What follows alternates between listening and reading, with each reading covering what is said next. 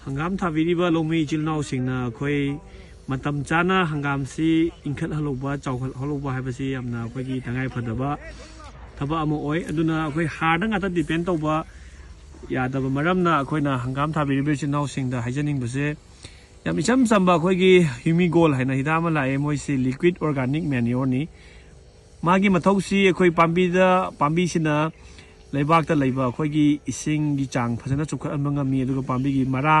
phajana tata halakanda pambi gi machinjak sungbada adugi matik thuna mateng pangba ngamba yamna thuna hangam si chawkhan da mateng pangba ida ama oi humigol haibe dak si mamangda hangam thariba dagidi enjana pi indam gi dagidi low thariba chinaw sing mayamna sijanabada yamna haidi results phajana phangiba ida makhalamani aduna hangam thabi be chinaw singna humigol se adum kapthok piba yai aduga loina na ngasagi sigi crazy pro haibe dak si masi akogi hydrolyzed protein oiba hai tare plant protein ni aduga monda peptides haibadi amino acids mayam ama yauri aduna hangam gi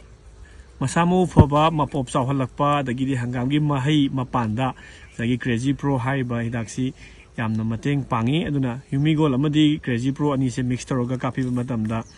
somgi hangam-gi growth amadi haidi masamo fabdo ko yam laina khangma ngamgani hai tare ko adu loinana koina hangam kunba matamda koina yamna maru ina changba harda yangada ba haiba tare hari kanagumna har traiba da sudum lam laina yanba yabada khogi sulfur any hadi company gi sulfur 80% je si se ma dum koina dau sanga madagram chawnga gumba si sulfur se compulsory oina maroina indham gi matamda hawai track hawai movie gobi adagidi hoi laiba hangam indham gi matamda hai tare ko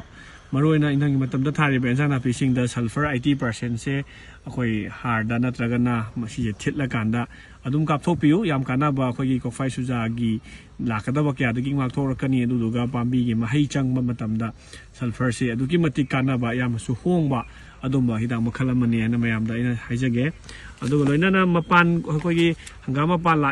pan la kadore hai ta gadi ekhoina mapan dubu hena chumna ba sugumba khoi gi amino acid biostimulant ama hai tare ko mokoi si specially designed for khoi gi fruiting and flowering gi damakta khoi design toba hida mani tarang hai bhidak se ko aduga ma sina khoi gi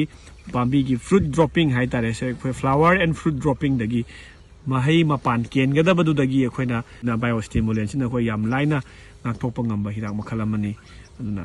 hangam thabiriba chinaw singda sagi haiba hidak singse adum sena bin matamda haidi adom thabiriba mahai marong singdo yamna mapung phaba mahai marong ama soiduna oigani habado haijage aduga hidak singse adum khoi gi air agro-gi store da dagidi anak pada laiba somgi hidak yon pham singda adum marang kaina phangada hidak ngatani